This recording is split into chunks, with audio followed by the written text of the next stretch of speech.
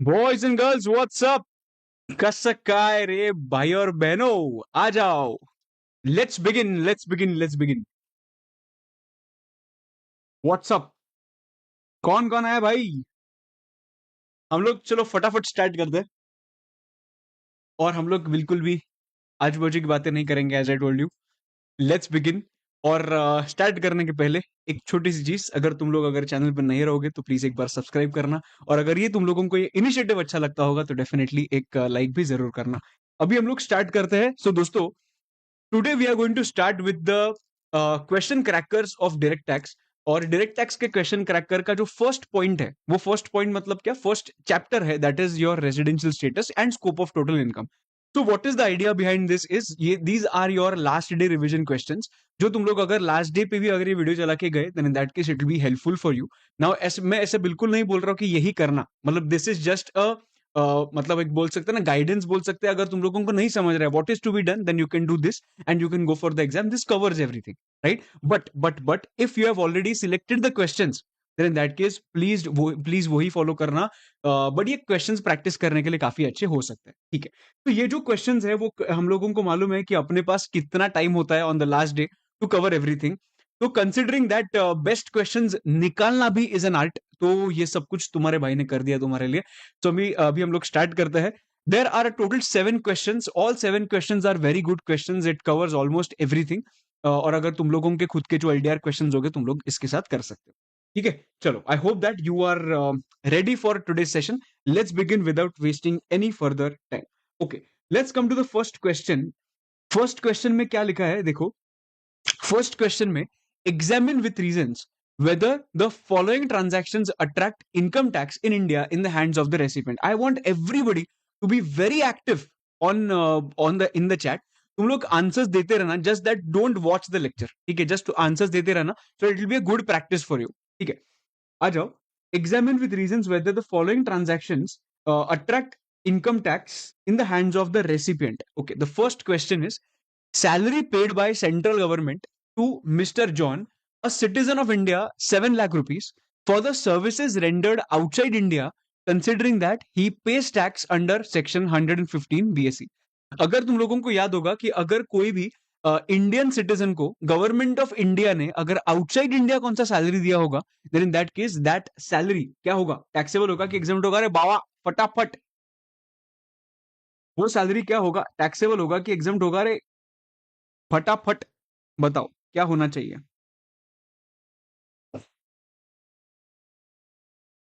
It is going to be taxable. It is going to be taxable. Absolutely right. Because usually क्या होता है कि usually जिधर पैसा कमाया जाता है, जिधर पैसा कमाया जाता है, it is deem to be accrued in India. तो इसके वजह से ये जो भी 7 लाख रुपीज कमाया है, that this 7 lakh rupees is going to be taxable. और एक चीज अगर मैंने बात किया कि स्टैंडर्ड डिडक्शन का बात करता हूँ, तो स्टैंडर्ड डिडक्शन भी तुम लोगों को मिल जाएगा। उन्होंने बोला है कि considering that he page tax under 115, अच्छा अंडर 115 बीएससी, तो 7 lakhs में से हम लोग रिड्यूस करेंगे 75,000, then in that case we will be left with 6,25,000, right? तो आई थिंक इधर 75 कर दिया, पर इधर 625 आएगा, ठीक है? इधर कितना आएगा? 625। Very good. Let's go ahead with the next question, that is second question.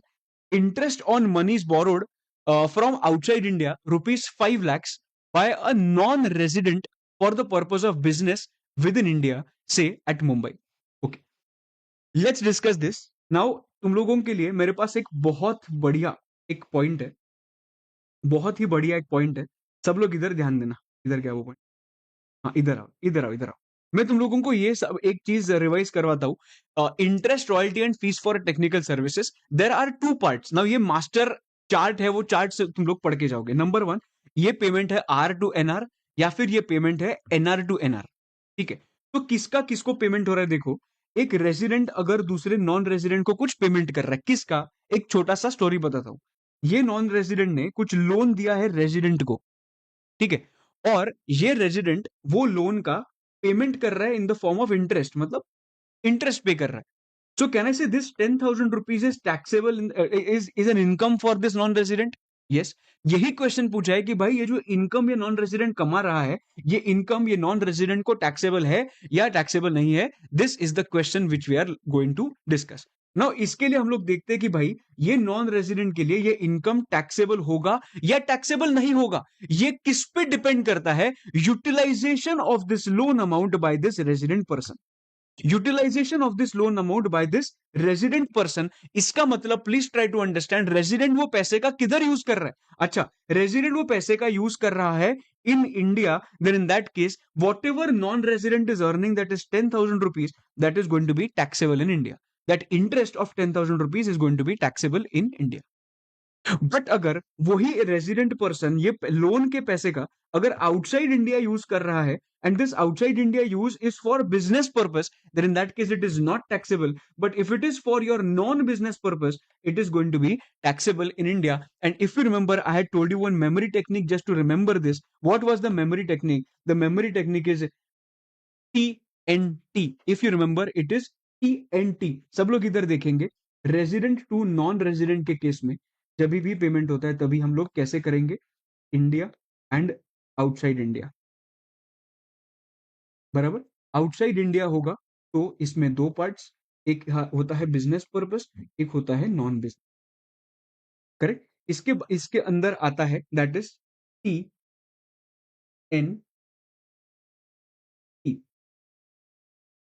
बराबर। ये तुम लोग याद रखोगे, TNT TNN TNT TNN TNT TNN, okay ठीक है। चलो अभी non resident to non resident कैसे होता है? समझो एक नॉन रेजिडेंट वन है और ये नॉन रेजिडेंट टू है। Now in this case this non resident one is making a payment to non resident two. अभी इसका लेफ्ट हैंड साइड हैवी है, इसका मतलब India and outside India. India के अंदर दो पॉइंट्स देखते हैं, बिजनेस के लिए यूज किया या बिजनेस के लिए यूज नहीं किया। इसका आंसर क्या है? TNN। इसका मतलब अगर ये इंडिया में यूज किया बिजनेस के लिए तो टैक्सेबल, बिजनेस के लिए यूज नहीं किया तो नॉट टैक्सेबल, और अगर आउटसाइड इंडिया ही यूज किया then in that case it is not taxable. So this is a very simple, it will become very simple for you to remember. Now एक बार हम लोग क्या करेंगे मालूम है? एक बार हम लोग एक क्वेश्चन पे जाएंगे और देखेंगे इसका आंसर क्या है। देखो, interest on money borrowed, interest on money borrowed from outside India ₹5 lakhs by a non-resident, for the purpose of business within India, say at Mumbai। मतलब कैन आई से ये नॉन रेजिडेंट ने पैसा पे किया है इंटरेस्ट का। कैन आई से, please understand, can I say that ये एनआर टू एनआर का पेमेंट होगा, ये एनआर टू एनआर का पेमेंट होगा, बराबर है। तो ये एनआर टू एनआर का पेमेंट होगा तो ये इधर आएगा।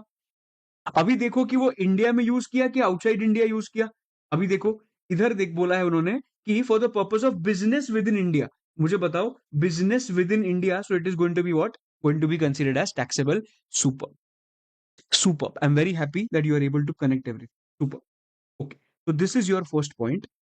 जिनको जिनको कभी भी ये नहीं पढ़ा है तो 2 मिनट खुद को देना और लेक्चर के बाद एक बार देखना, तुम सबको याद रहेगा, ठीक। Post office savings bank interest of 19,000 rupees received by a resident assessee, Mr. Ram, aged 46 years, if he exercises the option of shifting out under section 115 BSE। Post office savings bank interest, कहने से post office savings bank interest में से सबसे पहले 19,000 में से एक चीज रिड्यूस होगा, that is going to be 3,500 का एग्जाम्शन। सबसे पहले क्या रिड्यूस होगा? 3,500 का एग्जाम्शन, ये रिड्यूस होगा। उसके बाद कितना बचेगा अपने पास? 15,500। एंड 15,500 में से 10,000 रिड्यूस करेंगे, so that we will be left with 5,500। Is everybody clear with this? Is everybody clear with this? What is 10,000 rupees? 10,000 rupees is 80 TTA का exemption deduction। 3,500 is an exemption, वो माइनस किया। ये आने के बाद 80 TTA का 10,000 rupees minus किया। I will be left with 5,500 and that is going to be my answer. Point number 3 is done. Point number 4, royalty paid by a resident to a non-resident to a non-resident in respect of a business carried out outside India। ना exactly same है। अभी ये R to NR का बात किया, बराबर। अभी ये R to NR का बात किया तो ये इधर आएगा ऊपर। एवरीबॉडी ये देखो, आर टू एनआर इधर आता है, करेक्ट। आर टू एनआर के केस में वापस क्वेश्चन जाके देखते हैं। Royalty paid by resident to non resident in respect of a business carried out outside India, मतलब आउटसाइड इंडिया बिजनेस के लिए यूज किया। Can I say it is not taxable? Everybody it is not going to be taxable because outside India business के लिए use किया, so that royalty is not taxable for this particular non resident. I hope that you are crystal clear with this. एक number भाई, एक number, मजा आ गया. It is not taxable. Perfect. Come to question number 5. Legal charges of 5 lakh rupees paid in Delhi to a lawyer of United Kingdom who visited India to represent a case at the Delhi High Court. I want everybody to try this. Legal charges of 5 lakhs paid in Delhi to a lawyer of United Kingdom who visited India to represent a case in at Delhi High Court. क्या लगता है taxable होगा कि नहीं होगा? भाई simple है. इसका आंसर इधर दिया नहीं है तो नीचे देख नहीं सकते ना. क्या होगा? Legal charges 5 lakh paid in Delhi. अरे paid in Delhi, right? So it is received in India. If it is received in India, don't you think it is going to be taxable? Don't you think it is going to be taxable? Absolutely right, that is going to be taxable. Super. Okay, ठीक है, perfect है. तो ये इधर complete हो गया, perfect है. Come to question number 2. मुझे लगता है ये क्वेश्चंस काफी इंपॉर्टेंट है तुम लोगों को समझने के लिए, जो आर टू एनआर और ओसप है. तो I have taken one more question on this. Let's do question number 2. Korean company D limited, मतलब ये एनआर हो गया. कोरियन कंपनी डी लिमिटेड मतलब ये एनआर हो गया. Entered into following transactions during financial year 23-24. ठीक है. अभी तुम लोग बताओगे क्या होगा इसका answer. Received 20 lakhs from a non resident for use of patent for a business in India. एक मिनट, ये नॉन रेजिडेंट को मिला है पैसा फ्रॉम दिस नॉन रेजिडेंट, मतलब एनआर टू एनआर आ गया. मतलब ये एनआर टू एनआर मतलब नीचे आ गया. किधर गया? हाँ, नीचे आ गया. अभी देखोगे किधर यूज किया है. 20 lakhs for use of patent for a business in India. Can I say NR to NR में बिजनेस इन इंडिया होगा. It is going to be what? Taxable. Super. Everybody एक नंबर, मजा आ गया भाई. It is going to be taxable. Very good. Point number 1 done. Point number 2 पे आता है. Received 15 lakhs from a non resident Indian for use of know how for a business in Sri Lanka and this amount was received in Japan. See, अभी के लिए हम लोग क्या पहली चीज जो याद करेंगे that is R to NR या एनआर टू एनआर. तो ये मुझे समझ में आ गया कि भाई ये तो एनआर ने पेमेंट किया है दूसरे एनआर को, तो it is NR to NR for use of know how for a business in Sri Lanka. तो बेसिकली ये आउटसाइड इंडिया यूज किया.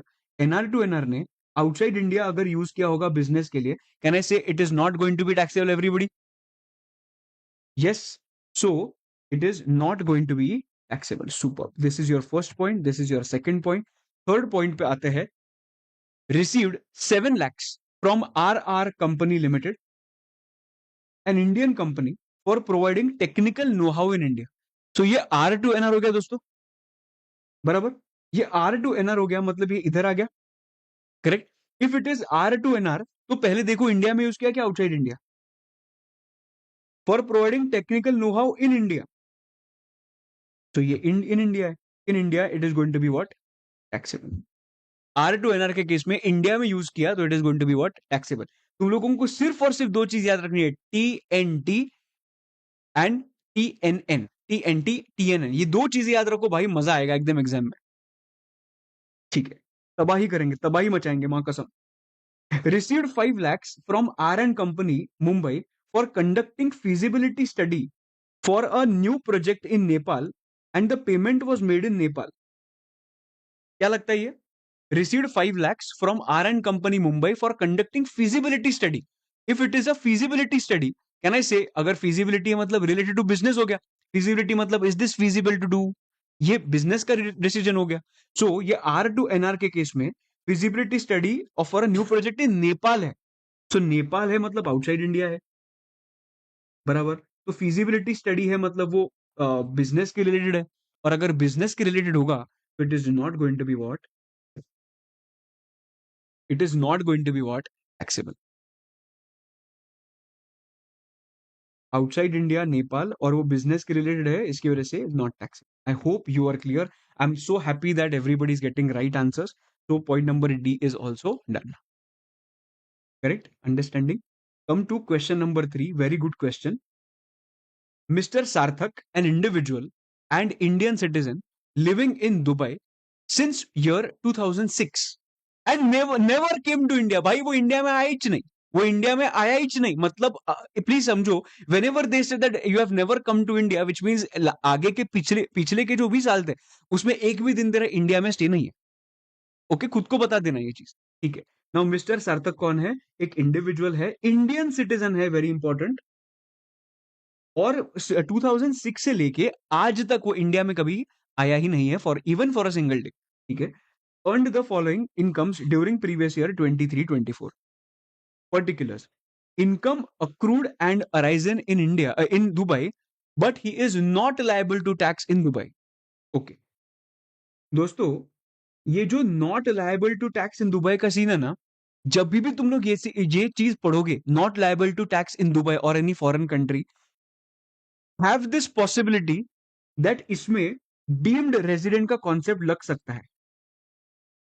डीम्ड रेजिडेंट का कॉन्सेप्ट लग सकता है, आई एम नॉट सेइंग कि लगेगा ही, बट एक कॉन्सेप्ट लगने का चांस होता है डीम्ड रेजिडेंट का, राइट? सेक्शन नंबर 618, ठीक है। ओके, आगे बढ़ते हैं। Income accrued or arising in India, income deemed to accrue or arise in India, and income arising in Dubai from a profession set up in India. First question क्या पूछा है देखो, determine the residential status of Mr. Sarthak and the taxable income for previous year 23-24, assuming no other income arise during the previous year. Residential status of सार्थक निकालना है और total income. Residential status निकालने के लिए सबसे पहले हम लोग क्या देखेंगे? सबसे पहले हम लोग देखेंगे वो इंडिया में ये साल में कितना टाइम था। सो कैन आई से दैट वो इंडिया में आया ही नहीं है since 2006, never came to India. So India का number of days of stay तो देखने का मतलब ही नहीं है, बराबर। तो उसमें डीम्ड रेजिडेंट का कॉन्सेप्ट क्या है वो देखते हैं। डीम्ड रेजिडेंट के केस में 3 कंडीशन सेटिस्फाई होने मैंडेटरी होते हैं। सबसे पहले ही should be an Indian citizen, yes it is getting satisfied. Second condition is your total income other than foreign sourced income should be in excess of 15 lakhs. इसका मतलब कहने से इंडियन सोर्स इनकम बोल सकता हूं मैं। If your Indian source income is more than 15 lakhs, yes, तो ये देखते होता है कि नहीं।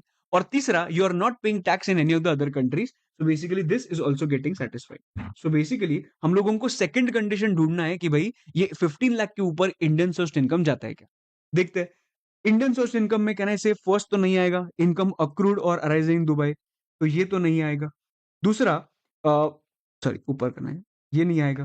दूसरा, income accrued arising in India, yes ये आ जाएगा। उसके बाद income deem to accrue or arise in India, ये आ जाएगा। And income arising in Dubai from a profession which is setup in India.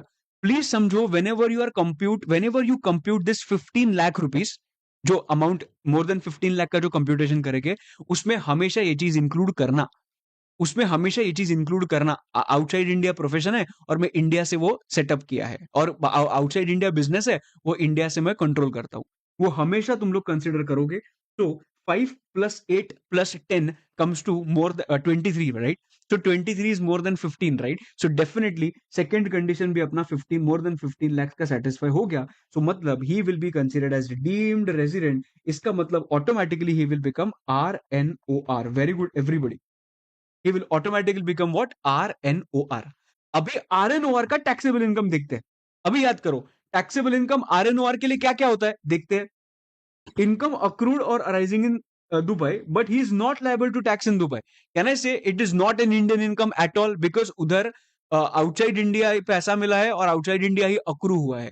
तो basically can I say this will not come for RNOR, correct है। और foreign income का बात किया तो सिर्फ 2 ही फॉरेन इनकम RNOR के लिए टैक्सेबल होते हैं। नंबर 1, ऐसा बाहर का business which is getting control from India, और profession which is setup in India. Only those foreign incomes are going to be taxable for RNOR। So this is not that foreign income. That's why it is not taxable. Next, income accrued or arising in India. Can I say this is Indian income? It is going to be taxable.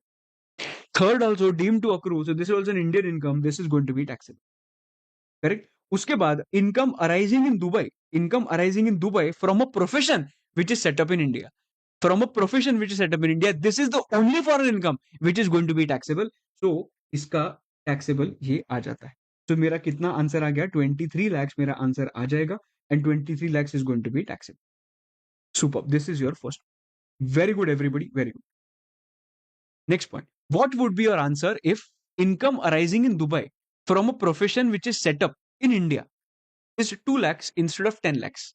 Assume करते हैं कि भाई ये जो 10 lakhs लिखा है उसके जगह पे 2 lakhs होता तो क्या होता, उसके जगह पे 2 lakhs होता तो क्या होता। ओके देखते हैं। तो ये तो इंडिया में रेजिडेंट तो है ही नहीं, रेजिडेंट मतलब रह तो नहीं रहा है एक भी दिन, तो डे वाइज तो वो रेजिडेंट बनने से रहा। There is only one possibility जिसके हिसाब से वो रेजिडेंट बन सकता है, दैट इज डीम्ड रेजिडेंट। और वो डीम्ड रेजिडेंट का कंडीशन देखने के लिए फर्स्ट तो कंडीशन तो सेटिस्फाई हो रहा है, थर्ड कंडीशन भी सेटिस्फाई हो रहा है, बट सेकंड कंडीशन का 15 lakhs देखना पड़ेगा। 15 lakhs के लिए इंडियन सोर्स इनकम में ये तो नहीं आएगा, ये आएगा, ये आएगा और 2 lakhs आएगा। So 5 plus 8 comes to 13 and 13 plus 2 comes to 15. Please understand वो more than 15 lakhs है, 15 नहीं है, more than 15 lakhs है. So can I say deemed resident का second condition he is not satisfying, which means वो resident है ही नहीं वो ये साल में, और इसके वजह से he will become a non-resident. He will become a non-resident. और अगर मैंने नॉन रेजिडेंट के इनकम का बात किया, नॉन रेजिडेंट के इनकम का बात किया, तो ये तो इंडिया का इनकम है नहीं, तो ये टैक्सेबल नहीं होगा। इंडियन इनकम ये टैक्सेबल हो जाएगा, डीम टू बी अक्रूड भी टैक्सेबल हो जाएगा। और तुम लोगों को क्या लगता है फोर्थ टैक्सेबल होगा कि एग्जेम्प्ट होगा? I want everybody to please tell me, fourth point क्या होगा, टैक्सेबल होगा कि एग्जेम्प्ट होगा? Fourth point for a non resident.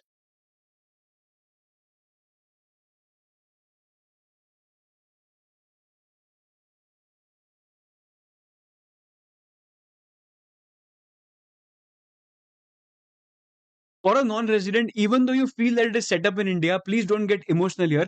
It is always and always not going to be taxable for a non-resident. This kind of foreign income is taxable only in case of RNOR. So please understand, it is not tax. It is not taxable. So 13 lakhs is going to be my answer. So 13 lakh कुछ लिखा है क्या? Yes, 13 lakh is my answer. Crazy. ये मेरा second हो गया। Third point पे आता है, what would be your answer if mister Sarthak is not an Indian citizen but his parents were born in India. Mister Sarthak Indian citizen नहीं है, his parents were born in India. अगर वो parents were born in India का अगर point होगा, then in that case ये कभी deemed resident बन ही नहीं सकता। वो कभी, क्योंकि सबसे पहला कंडीशन डीम्ड रेसिडेंट का क्या है, he should be an Indian citizen.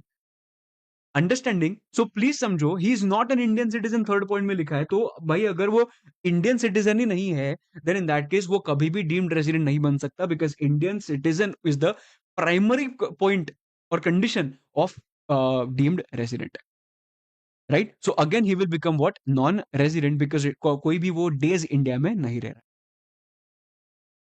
Understanding? Perfect.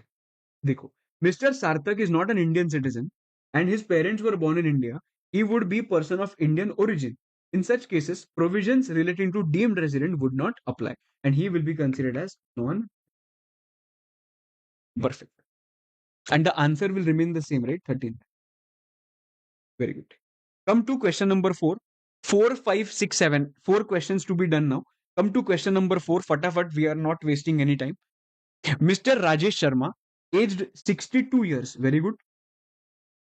An Indian citizen, traveled frequently out of India for his business trip as well as for his outings. उसने क्या किया, frequently outside India जाता है वो। He left India, आराम से, एकदम आराम से, चैट बिट सब बंद करो, पूरा इधर ध्यान दो। He left India from Delhi airport on 29th of May 23. वो दिल्ली एयरपोर्ट से 29th of May को निकला, as stamped in the passport, and returned on 27th of April 2024. Okay.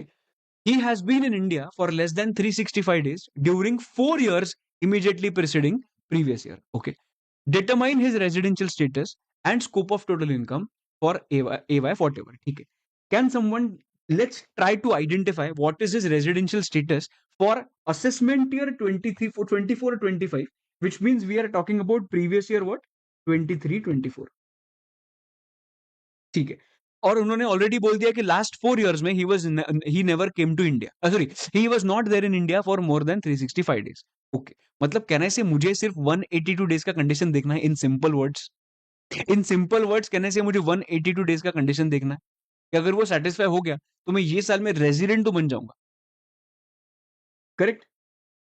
Okay, चलो एक बार देखते हैं।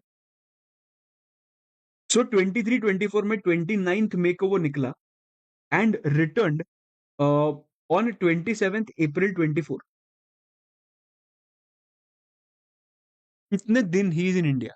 सी, he left India from Delhi airport on 29th में। हम लोगों को कौन सा फाइनेंशियल ईयर देखना है? 23-24।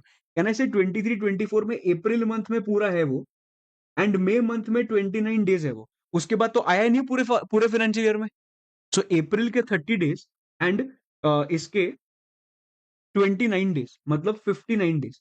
तो 182 डेज का कंडीशन तो सेटिस्फाई कर ही नहीं रहा है, और सेकंड कंडीशन देखने का मतलब ही नहीं है, क्योंकि 365 डेज जो है वो लास्ट चार फाइनेंशियल ईयर में वो क्रॉस ही नहीं कर रहा है, और ये साल में भी 60 डेज क्रॉस नहीं कर रहा है। सो कैन आई से he will become non resident here? Absolutely right, he will become a non resident. एक नंबर भाई, एक नंबर, मजा आ गया। बराबर, ही विल बिकम नॉन रेजिडेंट। अभी वो नॉन रेजिडेंट कंसिडर करके नीचे के पॉइंट्स का आंसर निकालना है।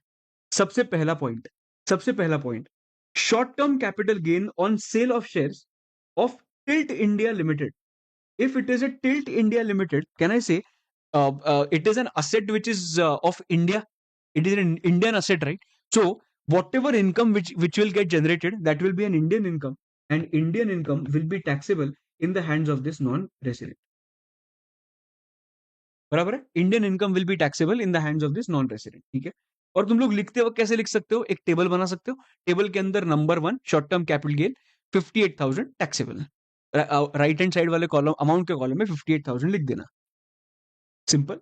Okay, point number 2, dividend amounting to 48,000 received from Treat Limited, a Singapore-based company, which was transferred to his bank account in Singapore.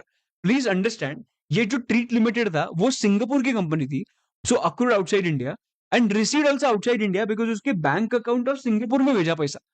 So accrued outside India, received outside India, which means this is not an Indian income, this is a foreign income. And foreign income non resident के लिए taxable नहीं होता है। सो 48,000 जो है वो 48,000 will be foreign income, and foreign income will not be taxable in the hands of this non resident. बराबर, okay. Let's come to the next part. He had borrowed money from mister Abhay, उसने कुछ पैसा borrow किया था, Abhay, a non resident India, for the above mentioned investment on whatever date, interest on borrowed money for the previous year 23-24 amounting to 5,800। एक minute, मैंने पैसा borrow किया था, बराबर, जो भी पर्पस के लिए होगा, मैंने उसका क्या पे किया? इंटरेस्ट पे किया। अरे भाई मैंने तो इंटरेस्ट पे किया है, वो तो पैसा, मैं कौन हूं? मैं तो राजेश शर्मा हूं ना भाई। हम लोग टैक्स जो हम लोग टैक्स निकाल रहे हैं वो किसका निकाल रहे हैं? वो तो राजेश शर्मा का निकाल रहे हैं। हम लोग थोड़ी ना टैक्स निकाल रहे हैं अभय का। मैंने, राजेश शर्मा ने अभय का जो, अभय को जो इंटरेस्ट का पेमेंट किया, that is taxable in the hands of Abhay. तो मेरा थोड़ी, हम मेरे टैक्सेबिलिटी में थोड़ी आएगा वो। तो इसके वजह से तुम लोग इधर दिमाग मत लगाना, बिकॉज इधर तो अभय के टैक्सेबिलिटी का बात किया, पर हम लोग अभय का टैक्सेबिलिटी निकाल ही नहीं रहे। That's why we are going to what, ignore this point. Correct, we are going to what, ignore this point. Very good everyone. Okay, next point, interest on fixed deposit with Punjab National Bank, Delhi, amounting to rupees 9,500 to his savings bank account। क्या होगा इसका answer? Interest on FD with Punjab National Bank Delhi amounting to 9,500 credited to his savings bank account. कोई किसका पैसा है? ये पैसा किसका है? ये पैसा है इंटरेस्ट ऑन फिक्स डिपॉजिट का। सर इसका एज कितना है? Age is 62 years. ऐसा कौन सा चीज है, याद आ रही है क्या तुम लोगों को? 80 टीटीए, 80 टीटीबी, 80 टीटीए तो सेविंग्स बैंक अकाउंट का बात करता है, तो ये तो नहीं आएगा। बट 80 टीटीबी जो बात करता है वो एफडी के इंटरेस्ट का बात करता है, जो किसके लिए एप्लीकेबल है? मोर देन 6, इक्वल टू और more than 60 years of age. तो ये मिलना चाहिए, ये तो पूरा का पूरा 50,000 तक का डिडक्शन मिलना चाहिए, पर इसमें नहीं मिलेगा डिडक्शन, क्योंकि ही इज अ नॉन रेजिडेंट।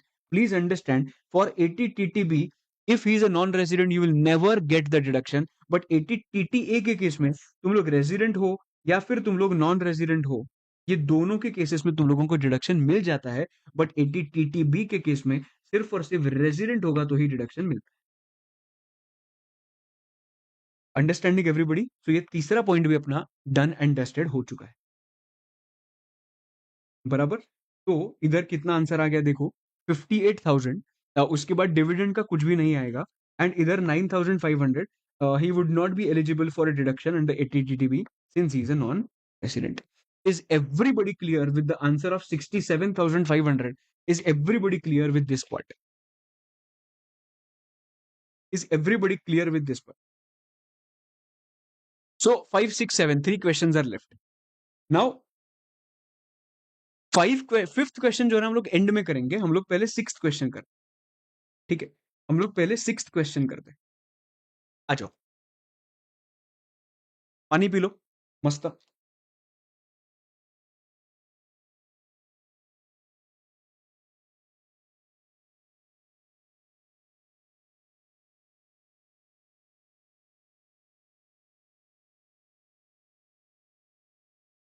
अच्छा चलो, क्वेश्चन नंबर 6 पे आते हैं। Question number 6, mister Prashant aged 35 years is an Australian citizen who settled in Australia and visits India for 125 days in every financial year since past 11 years. मतलब वो 125 days every year वो past 11 years से आ रहा है, ठीक है। वो कौन है? इंडियन ऑस्ट्रेलियन सिटीजन है। During the financial year 23-24 he visited India for a total period of 200 days, मतलब ये फाइनेंशियल ईयर में वो 200 डेज के लिए इंडिया में आया। The purpose of his visit was to meet his family members who are settled in India, and also for managing his family members who are settled in India, and also for managing his business in Sri Lanka through his office in Chennai India. एक minute वापस बात करते। He visited India for total period of 200, I think मैं 2 बार पढ़ा गया। The purpose of his visit was to meet his family member who are settled in India, and also for managing his family members who are settled in India, and also for managing his business in Sri Lanka through his office in Chennai. सो इधर उन्होंने किसके लिए आ रहा है ये उन्होंने कुछ भी बोला नहीं है, मतलब ये किसके लिए आ रहा है, मतलब वो जो ऑस्ट्रेलियन सिटीजन है वो पर्सन ऑफ इंडियन ओरिजिन है क्या, इसके बारे में उन्होंने कुछ भी बात नहीं किया है अभी तक, ठीक है। अभी उन्होंने नीचे तो क्या बात किया कि भाई ये साल में वो इतना इतना इनकम कमाया। Find out the residential status of mister Prashant and compute his total income for assessment year 24-25। Now इधर प्लीज ध्यान देना, इधर प्लीज इधर ध्यान देना। इन दिस केस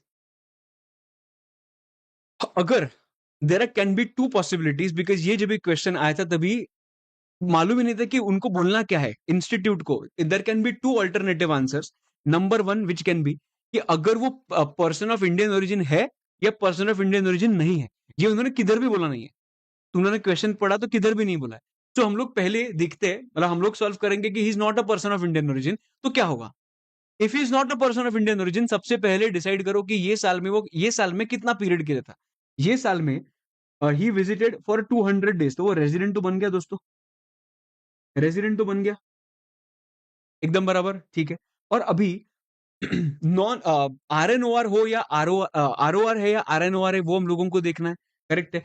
अभी मेरे हिसाब से जिन्होंने पढ़ाई किया है, मैंने तुम लोगों को क्या बोला था, सबसे पहला condition, you should be in India for last 7 financial years, preceding financial year, you should be staying in India for less than और इक्वल टू 729 डेज। तुम लोग ने मे बी कोई कोई लोगों ने पढ़ा होगा 730 डेज और मोर, बराबर।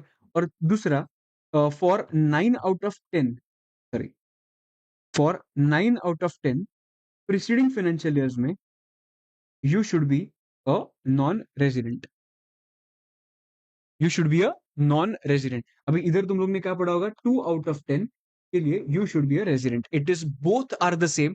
तुम लोगों को जिसके हिसाब से आंसर निकालना है उसके हिसाब से आंसर निकालो, देयर इज नो प्रॉब्लम। अगर मैंने ये हिसाब से बात किया, मैंने इधर से हिसाब से बात किया, बिकॉज मैंने तो इंस्टीट्यूट के हिसाब से सिखाया है। तो पॉइंट इज, इसका आंसर क्या होता है, if you satisfy any one you will become R O R. So can I say that for the last 11 years you are coming in India for 125 days. तो 125 डेज 11 years मतलब 1000 cross कर रहा है, तो ये सेटिस्फाई नहीं हो रहा है। 9 out of 10 preceding financial years you are a non resident, तो ये भी सेटिस्फाई नहीं होगा, because every year whenever I will compute, मतलब last 4 financial years का भी अगर मैंने बात किया, so every year he will become a resident ना, every year he will become a resident ना, because समझो ना, लास्ट ईयर का बात करते हैं, 125 days in the current year, and last 4 financial year में 365 डेज और मोर, वो तो हो ही रहा है। सो कहने से he will become a resident, तो ये भी कंडीशन सेटिस्फाई नहीं हो रहा है, so he will become what, R O R. और अगर तुम लोग ने इसके हिसाब से किया तो भी आंसर तुम्हारा आर ओ आर ही होना चाहिए, यू कैन चेक। ठीक है, I hope everybody is getting R O R as their answer, everybody is getting R O R as their answer, correct है?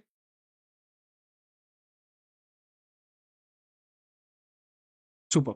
अगर आर ओ आर आंसर होगा तो तुम लोग बता सकते हो कितना total income which will be taxed in India, कितना टोटल इनकम टैक्स हो जाएगा इंडिया में अगर आर ओ आर होगा तो?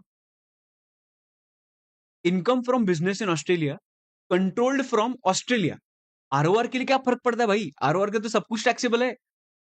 सो ये फॉरेन इनकम है, टैक्सेबल हो जाएगा। Income from business in Sri Lanka controlled from Chennai, Indian sorry, ये भी मतलब वॉट एवर इट इज, मतलब ये इंडियन इनकम हो या foreign income, does not matter, it is always going to be what, taxable. Foreign income है तो भी टैक्सेबल हो जाएगा। Short term capital gains on sale of shares of an Indian company received in Australia deem to be accrued in India ना, 50,000। उसके बाद income from agricultural land in Australia received there and then brought to India, ये क्या होगा? Does not matter, agricultural income is not examined because ये Australia का agricultural income है। Understanding? सो ये भी 2 लाख रुपीज फॉरेन इनकम है और फॉरेन इनकम टैक्सेबल हो जाएगा। So basically, can I say that everything will be taxable, which is going to be 20 lakhs, 16 lakhs, 50,000, 2 lakhs, which is going to be 38 lakhs 50,000. Is everybody crystal clear with this concept? Is everybody crystal clear with this concept? Two more questions to be done. Everybody will pay utmost attention. Asha and Ram का question genuinely काफी अच्छा है, so please सब लोग ध्यान दें। Miss Asha, Miss Asha is an Indian citizen.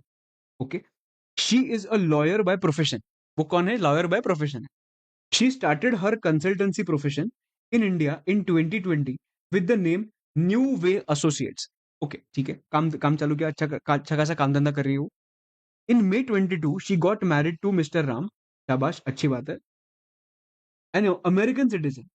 Mr. Ram came to India for the first time on 1st May 2021. मतलब वो आया ही नहीं था इंडिया में 1st May 21 के पहले। When he joined an MNC in India, he got a promotion and he was transferred to Dubai. क्या बात है? He left for Dubai on 1st October 22. मतलब भाई वो इंडिया में कभी आया था देखना। He came to India for the first time on 1st May 21 and he left for Dubai on 1st October 22. मतलब इधर से इधर तक वो इंडिया में था, बराबर? ठीक है। Mrs. Asha accompanied him to Dubai. She started providing consultancy there. Okay. Both of them came to India for 3 months from June to August in 2023 to spend some time with Asha's family. मतलब वो जाने के बाद 23-24 में वो आए थे, मतलब ये साल की बात किया, 3 महीने के लिए वो इधर थे। Following were the incomes earned by Mr. Ram and Miss Asha. Determine the residential status of Mr. Ram and Mrs. Asha and their total income for AY 24-25. Okay, सबसे पहले हम लोग राम का रेजिडेंशियल स्टेटस निकालना स्टार्ट करते हैं। राम का residential status निकालना स्टार्ट करते हैं। देखो, राम के केस में करंट फाइनेंशियल ईयर कौन सा है? Current year is going to be your 23-24। 23-24 में 3 मंथ्स के लिए था, सो कहने से अप्रोक्सीमेटली 90 डेज पकड़ सकता हूं, अप्रोक्सीमेटली 90 डेज पकड़ो।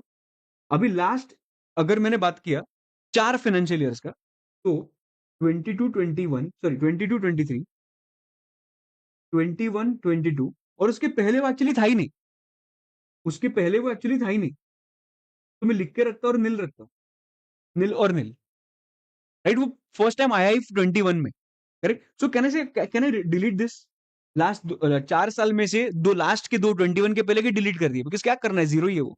ओके, तो स्पेस मिलेगा अपने को लिखने है इसके लिए, ठीक है। अभी 21-22 में वो कभी आया था? 21-22 में वो 1 मई 21 को आया था और 1 अक्टूबर 22 को गया। सो कहने से 1 मई 21 से लेके पूरा साल 21-22 he was in India, correct. So 2021 का अगर मैंने बात किया तो कहने से 365 डेज होते हैं। 365 डेज मतलब उसमें से अगर अप्रैल निकाल दिया सो मेरे पास पूरा डेटा मिल जाएगा ना। तो कहने से 21-22 में 335 डेज, एवरीबडी 335 days, 21-22 and 22-23 में he left for Dubai on 1st of October. So can I say 1st of October मतलब सब लोग कैलसी लेना और मुझे बताना फटाफट।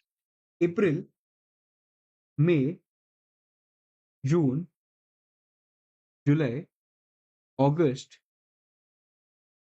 सितंबर and 1 day of October, right. 1 अक्टूबर को गया तो अक्टूबर का एक दिन भी आएगा। मुझे कोई बता सकता है फटाफट कि इसका आंसर क्या होगा?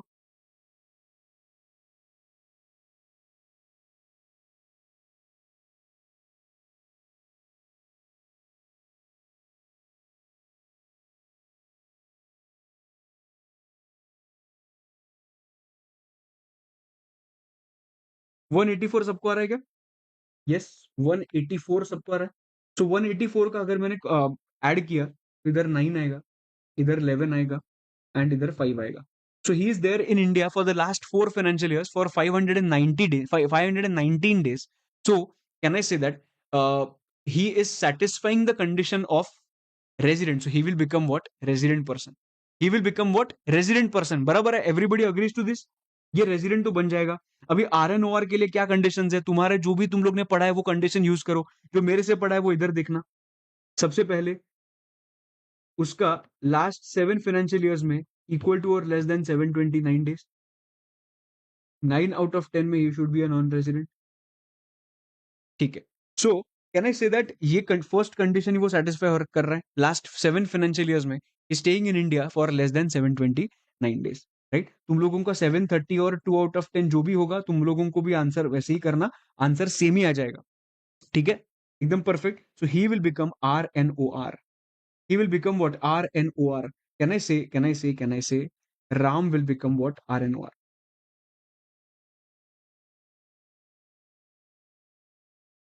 करेक्ट है एवरीबडी? ओके। अभी अगर राम RNOR होगा तो उसका टैक्सेबिलिटी कैसे होगा? राम अगर RNOR होगा तो उसका टैक्सेबिलिटी कैसे होगा? सबसे पहले इधर देखो, salary from company in Dubai, salary from company, okay. एक मिनट, एक सेकंड, एक सेकंड। ये तुम लोग ने ये दिखा ही नहीं कि भाई अगर वो इंडिया में ये मंथ में ये साल में आ रहा है तो वो डीम्ड RNOR है क्या? चलो ये तो आंसर RNOR हो गया, ठीक है। बट वो भी होता है ना, if he is an Indian citizen, if he is a foreign citizen, person of Indian origin came to India. अभी पॉइंट इसकी उन्होंने ना कुछ लिखा ही नहीं है इसके बारे में कि राम जो है वो Ram person of Indian origin है या पर्सन ऑफ इंडियन ओरिजिन नहीं है। They have not discussed anything and that's why we have assumed that he is not a person of Indian origin. सब लोगों को समझा? सब लोगों को समझा कि क्या है? सब लोगों को समझा कि क्या बोल रहा हूं मैं, कि मैं क्यों नहीं बोला ये पर्सन ऑफ इंडियन ओरिजिन की बात, राइट? अंडरस्टैंडिंग। तो इसके वजह से कुछ लिखा नहीं है, that's why I assume that he is not a person of Indian, sorry, he is not person of Indian origin. और मैंने नॉर्मल कंप्यूटेशन की, बराबर, ठीक है। तो ये अभी देखते हैं RNOR को, तो आंसर आ गया। अभी ये RNOR के केस में कैसे होता है आगे देखते हैं। Salary from company in Dubai not liable to tax in Dubai. So the point is कि ये सैलरी टैक्सेबल होगा क्या? नहीं होता है, हम लोग ने ऑलरेडी देख लिया था ऊपर ऊपर के पॉइंट में, बराबर। Long term capital gain on sale of shares of Indian company, ये तो इंडियन इनकम बन गया, ये टैक्सेबल है। Income from house property in Delhi computed, मतलब no need to reduce anything, ये भी टैक्सेबल होगा। And dividend from shares of an Indian company, ये भी टैक्सेबल होगा। So 250 plus 460 plus 65, everything will be taxable, which means कितना answer आएगा रे बाबा? 250 plus 460 plus 65, 7,75,000। Is everybody getting the same answer? Is everybody getting the same answer? Everybody getting the same answer, 7,75,000। Super, boys and girls एक number मचाएंगे time, ठीक है। ये हो गया राम का रेजिडेंशियल स्टेटस एंड राम का टोटल इनकम, बराबर। अभी आशा पे आते हैं। आशा से अपने को बहुत आशा है, अभी देखते हैं क्या है। ये आशा कौन है देख, इंडियन सिटीजन, ठीक है। सो कहने से Indian citizen is coming in India now, Indian citizen is coming in India, if Indian citizen is coming in India for visit, please try to understand here. Indian citizen coming in India for visit, then in that case, second basic condition is not applicable. Again, if Indian citizen is coming in India for visit, then second basic condition will not be applicable unless she satisfies the condition of 15 lakhs. याद है क्या, अगर उसका Indian source income is more than 15 lakh rupees, the second basic condition जो applicable नहीं होता है वो क्या हो जाएगा, रिवाइव हो जाएगा। वो क्या हो जाएगा, रिवाइव हो जाएगा with some alteration. And the alteration is, ये जो 6365 है सेकेंड कंडीशन में, उसकी जगह पे बन जाएगा 120 एंड 365। ओके, सो वो इंडिया में तो आ रही है। फर्स्ट ऑफ ऑल ये कौन है, ये है इंडियन सिटीजन। वो किधर आ रही है, इंडिया में आ रही है। अगर वो इंडिया में आ रही है तो can I say for visit है, बिकॉज फैमिली मेंबर्स के लिए spend time with Aisha's family no, तो उसको सेकंड बेसिक कंडीशन एप्लीकेबल नहीं होना चाहिए। अभी देखते हैं कि भाई उसका इंडियन सोर्स इनकम कितना है। देखो इधर, profit from consultancy profession in Dubai which was set up in India, ये आ जाएगा। मैंने बोला तो ये आता है 15 लाख के कंप्यूटेशन में। Profit from consultancy profession in India, ये भी आ जाएगा। Long term capital gain on sale of shares of British company which was credited to her Dubai bank account, outside India accrue हुआ, आउटसाइड इंडिया रिसीव हुआ, Indian sourced income है क्या, नहीं। And short term capital loss on sale of listed shares of an Indian company, ये of course इनके against तो set off नहीं हो सकता, इसके लिए ये भी कंसिडर नहीं करेंगे। टोटल कितना अमाउंट हो गया, टोटल बन गया 15 lakhs। एंड हम लोगों को चाहिए रिवाइवल के लिए मोर देन 15, हम लोगों को रिवाइवल के लिए चाहिए मोर देन 15 lakhs। अंडरस्टैंडिंग, इसके वजह से वो सेकंड बेसिक कंडीशन जो है वो रिवाइव नहीं होगा, it will not be applicable. Everybody with me, everybody with me, it will not be applicable, it will not be okay. Second basic condition will not be applicable and it will not be revived because Indian source income is not more than 15 lakhs, right? So एक ही condition मुझे देखनी है, that is वो 182 days से ज्यादा India में है या नहीं है, फर्स्ट बेसिक कंडीशन। अभी देखते हैं, वो इंडिया में 90 डेज के लिए आई है ये साल में, 90 डेज के लिए अप्रोक्सीमेटली 3 मंथ्स ना, which is not exceeding 182 days. Yes, और इसके वजह से she will become what, non resident. एक नंबर, मजा आ गया। She will become what, non resident. और इसका प्रेजेंटेशन के लिए ना मेरा एक प्रैक्टिस बैच का लेक्चर है, अगर तुम लोगों को इनकेस प्रेजेंटेशन देखना है तो प्रैक्टिस बैच का लेक्चर तुम लोग देख सकते हो, प्लेलिस्ट में मिलेगा तुम लोगों को, in case you want to see the presentation. ठीक, okay. So in this case Asha का जो भी आंसर आएगा वो एक नॉन रेजिडेंट बनेगी। अभी ध्यान दो, अगर वो नॉन रेजिडेंट बन गई तो क्या क्या टैक्सेबल होगा वो देखते हैं। नॉन रेजिडेंट के लिए फर्स्ट टैक्सेबल होगा, चलो I will give you 1 minute, can you please try and identify what will be her total income. Can you try and identify what will be her total income.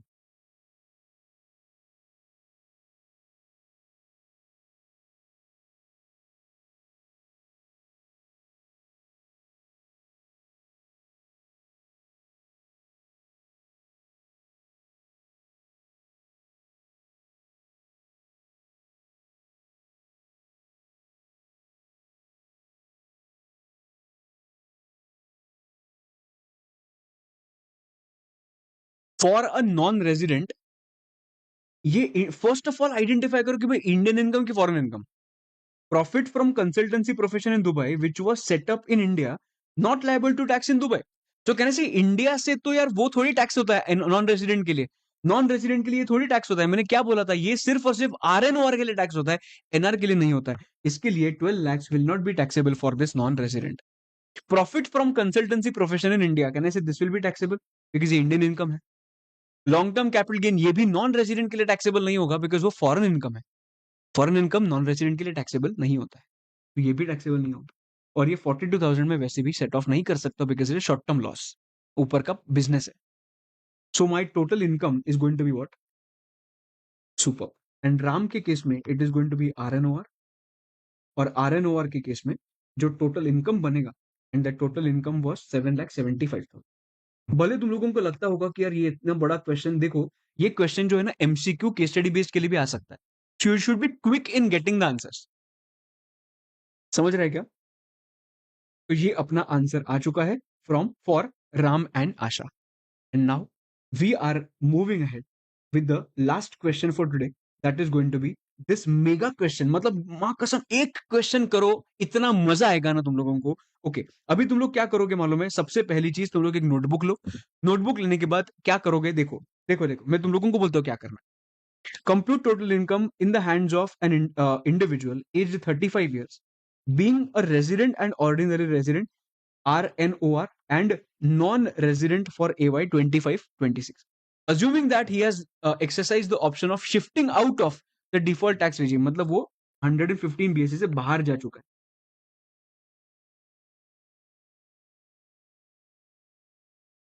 ठीक है, okay.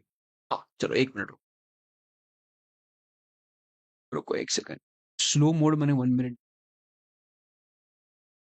में of कर दिया। कोई please spam मत करना, बस यही एक मेरी आशा है। चलो अभी हम लोग क्या करेंगे? अभी देखो कभी भी क्वेश्चन आया, कभी भी क्वेश्चन आया तो तुम लोग क्या करोगे मालूम है? सबसे पहली चीज, कभी भी कंफ्यूजन नहीं होगा, Indian income and foreign income ये बाइफर्केशन पहले करना सीखो। ओके उसके भी पहले ये चीज बताता हूं, अगर तुम लोग एक ROR हो तो ROR के केस में Indian income and foreign income दोनों टैक्सेबल होता है, बराबर। RNOR के केस में इंडियन इनकम टैक्सेबल होता ही है, बट वो फॉरेन इनकम के सिर्फ दो ही फॉरेन इनकम टैक्सेबल होते हैं।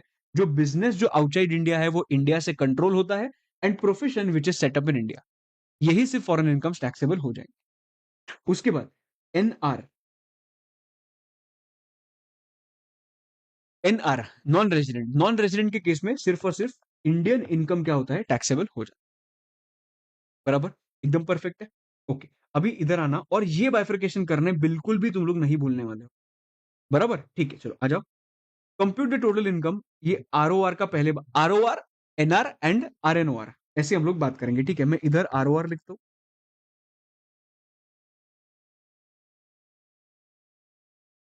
इधर मैं RNOR लिखता हूं, और इधर NR लिखता हूं। ठीक है समझ जाना। सबसे पहले इन सब लोग कंट्रीब्यूट करना मस्त मजेदार तरीके से। Last point, interest on UK development bonds and 50% of the interest is received in India. बाकी कुछ मत सोचो, सबसे पहले सोचो कि इंडियन इनकम की foreign income. Interest on UK development bond है, मतलब आउटसाइड इंडिया का है, अक्रूड इंडिया में नहीं है। रिसीव्ड है क्या? देखो 50% of the interest is received in India, मतलब कहना इसे 10,000 में से 50% रिसीव्ड इन इंडिया, मतलब ये 5,000 हो गया, और बाकी का फॉरेन इनकम कितना बन गया? 5,000। इंडियन इनकम किसके किसके लिए टैक्सेबल होता है? सबके लिए टैक्सेबल होता है Indian income. So it is going to be 5,000 for all taxable, बराबर।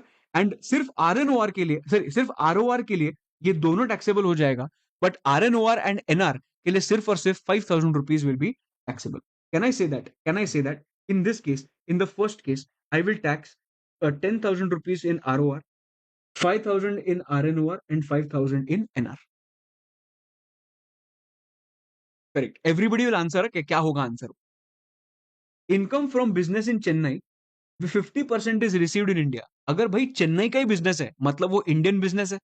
अगर वो इंडियन बिजनेस होगा, कैन आई से वो सबके लिए टैक्सेबल होने वाले, because it is going to be an Indian income. So ये सबके लिए taxable. 20, 20, 20। Short term capital gains on sale of shares of an Indian company received in London. Received in London तेल लेने गया, अपने को क्या है? इंडियन कंपनी के शेयर्स है, मतलब वो income deem to be accrued in India हो गया, इसके लिए वो इंडियन इनकम बन गया। तो ये 20, ये 20, ये 20 टैक्सेबल, बराबर एवरीबडी। ओके नाउ देखो, ना third point is, fourth point is dividend from British company received in London. देखो अक्रूड इन इंडिया है क्या? नहीं। रिसीव्ड इन इंडिया है क्या? रिसीव्ड इन इंडिया भी नहीं है, मतलब वो क्या बन गया? फॉरेन इनकम बन गया। ROR के लिए फर्क पड़ता है क्या? नहीं फर्क पड़ता। तो ये 5,000 क्या होने वाला है? टैक्सेबल। फॉरेन इनकम RNOR के लिए, ये वो दो दो फॉरेन इनकम है क्या RNOR के? नहीं, तो इधर भी नॉट टैक्सेबल, इधर भी not taxable. Super. Next. long term capital gains on sale of plant at Germany and 50% of the gains are received in India. मतलब 50% जो है 40,000 का वो इंडियन इनकम बनने वाला है. मतलब 20,000 तो इंडियन इनकम है ही. तो मुझे बताओ आरओआर के लिए क्या टैक्स होगा? इंटर 40, बिकॉज इंडियन फॉरेन दोनों टैक्सेबल होता है, बराबर. उसके बाद आरएनओआर के लिए क्या टैक्स होगा? जो सिर्फ इंडियन इनकम है वो, which is going to be 20, और इसके लिए भी सिर्फ 20. Good. Income earned from business in Germany, which is controlled in Delhi. Please understand, income earned from business in Germany, which is controlled from Delhi, and 40,000 is received in India. So, अगर मैंने बात किया Indian income is going to be 40,000 and foreign income is going to be 30,000. ROR का बात करते हैं भाई. ROR तो हमेशा लटकता है ना, 70,000 हमेशा टैक्सेबल होगा इसको. अभी ये जो आरएनओआर है, आरएनओआर के लिए 40 तो टैक्स होगा ही, और उसके साथ साथ ये 30 भी टैक्स होगा, बिकॉज वो दो स्पेसिफिक फॉरेन इनकम्स आते हैं, क्योंकि it is getting controlled from India. That's why इधर भी 70 टैक्सेबल होगा और इधर 40 taxable. Very good. I am so happy that you are with me. Okay, पढ़ाई कर रहे हो तुम लोग, शाबाश. Profits from a business in Delhi which is managed entirely from London. भाई बिजनेस दिल्ली का है ना, तो इंडियन इनकम है, तो 15, 15, 15. Income from house property in London deposited in a bank at London brought to India. एक second. Outside India house property है, deposited in a bank at London, मतलब received also outside India, brought to India. Can I say this is a foreign income? And if this is a foreign income, then in that case किसके लिए हमेशा tax होने वाला है? वो हमेशा tax होने वाला है किसको मालूम है? आरओआर को. And please understand, this is computed. This is extremely important to understand. This is computed. अगर computed नहीं लिखा है, प्लीज समझो, अगर computed नहीं लिखा होगा, then in that case हम लोग 30% standard deduction माइनस करेंगे अंडर सेक्शन 24A वाला. 30% स्टैंडर्ड डिडक्शन माइनस करेंगे वो 24A वाला. स्टैंडर्ड डिडक्शन मतलब deduction. Okay, so can I say this is going to be taxable entirely 50,000. आरएनओआर के लिए ये फॉरेन इनकम टैक्सेबल नहीं होगा, बराबर. एंड एनआर के लिए भी ये टैक्सेबल इंडिया में नहीं होगा. ठीक है. Next point, interest on debentures in an Indian company received in London. So again, debenture किसका है? इंडियन कंपनी का है, मतलब income deem to be accrued in India. तो 12, 12 and 12. Fees for technical services rendered in India but received in London. Fees for technical services rendered in India, accrued in India हो गया, मतलब इधर भी 888 taxable, बराबर. Profits from a business in Mumbai managed from London, that is 26,000. Profits from a business in Mumbai managed from London, भाई ये भी taxable हो जाएगा 26, 26 and 26. ठीक है.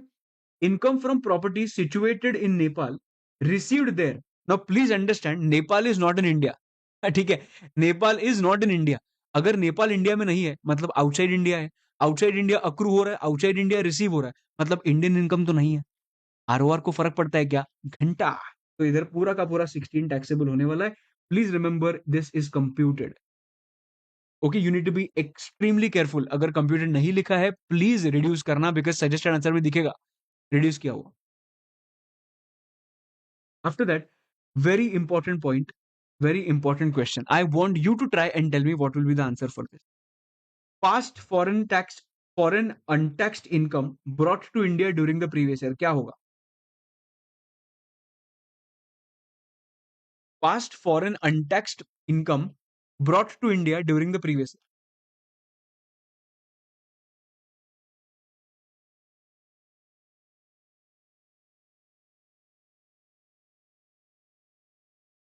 Now you can feel this that sir हम लोगों को तो आरओआर के लिए टैक्स हो जाएगा ना. नहीं भाई, प्लीज समझना एक बात को. भले वो फॉरेन अनटैक्स्ड इनकम होगा, पर वो कौन से साल का है? वो तो 5 साल का है. अब अगर फॉर एग्जांपल 24 चल रहा है और 2015 का इनकम जो है वो आज इंडिया में लेके आए, वो अनटैक्स था, भले वो टैक्स होता. मैं समझता हूं कि आरओआर के लिए सब टैक्स है, पर वो आरओआर के लिए 2015 में ही टैक्स होता.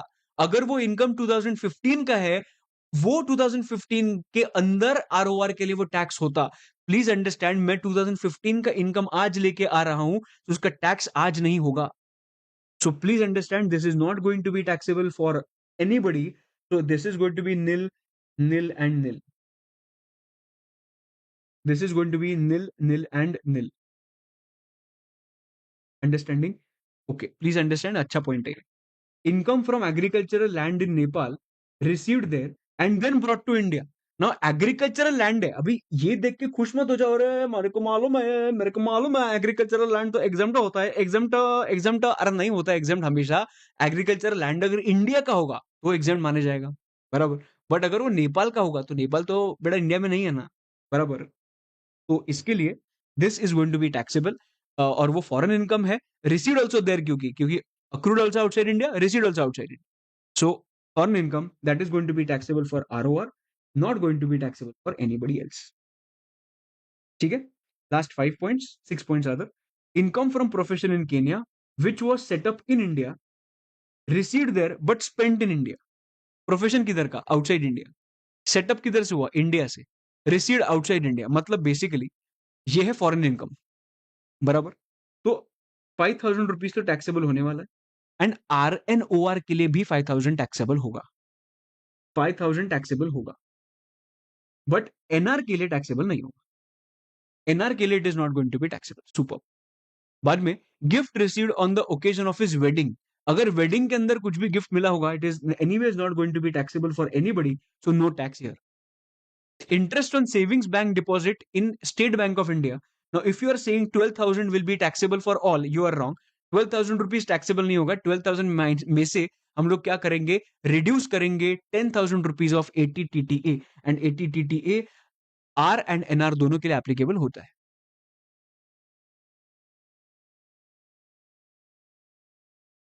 बराबर, correct. Income from business in Russia controlled from Russia, controlled in Russia, तो फॉरेन इनकम बन गया। आरओआर के लिए टैक्सेबल होगा ही होगा, इसके लिए तो टैक्सेबल नहीं होगा, एंड इसके लिए भी टैक्सेबल नहीं होगा। ईजीपीजी, ईजीपीजी dividend from Reliance Petroleum Limited, an Indian company. Reliance का इंडियन कंपनी, टैक्सेबल ना भाई। 5,000, 5,000, 5,000, बराबर। Agricultural income from land in Rajasthan, Rajasthan का agricultural land, this is going to be except, no tax, no tax, no tax, and this is how we are done.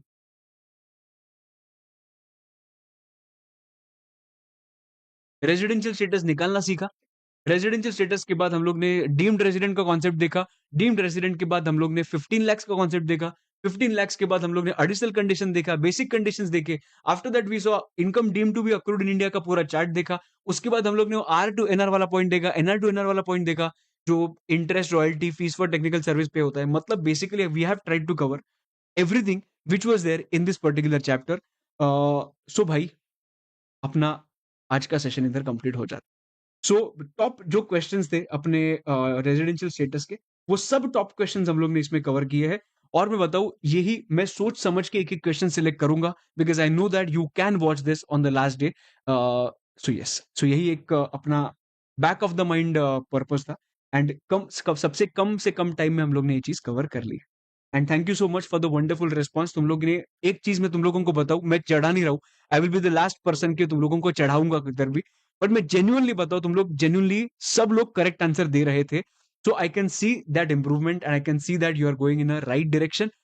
Keep working hard, and जो हम लोग के आगे के 10 दिन होंगे, वो आगे के 10 दिन भी हम लोग वैसे ही यही सेम डेडिकेशन से आगे बढ़ेंगे, और कल हम लोग करेंगे house property, right. I hope that you are clear with today session. So एक घंटा मैंने बोला था, 1 hour 5 minutes हो गए, but yes, we have covered this entire residential status. मेरे हिसाब से बहुत अच्छा रिविजन आपके लिए हुआ होगा फॉर रेजिडेंशियल स्टेटस, राइट। चलो, परफेक्ट, नाइस, बहुत अच्छा लगा, बहुत अच्छा लगा। Thank you so much, thank you so much. ऐसे ही रोज आना, एक एक घंटा स्पेंड करेंगे और हम लोग अच्छे से कवर करेंगे, ठीक है। रिकॉर्डेड अगर तुम लोग सोच रहे हो तो ठीक है, मतलब लाइफ को प्रेफरेंस देना, क्योंकि रिकॉर्डेड में तुम लोग 2x पे देखोगे तो जस्ट देखोगे तुम लोग, अभी कैसे तुम लोग सॉल्व भी कर रहे हो, मैं पूछ रहा हूँ ऐसा, ठीक है। चलो, but it all depends upon your existing other subjects as well, ठीक है। से एक छोटा सा करेक्शन, मैं करेक्शन करके और एक PDF भेजता हूँ मेरे टेलीग्राम ग्रुप पे। तो यस, मिलते हैं कल Tomorrow also we are going to meet for house property के top questions में निकालूंगा, which will cover almost everything from that particular chapter. चलो guys, that's it for today. I will see you tomorrow 9 PM on my YouTube channel. अगर अच्छा लगा होगा तो जरूर कमेंट करके मुझे बताना, एंड अगर लाइक नहीं किया तो लाइक जरूर करना. आज के लिए इतना. Thank you so much guys. This is Amit Mahajan. I will see you in the next video. Till then bye bye. See you and take care. Bye bye.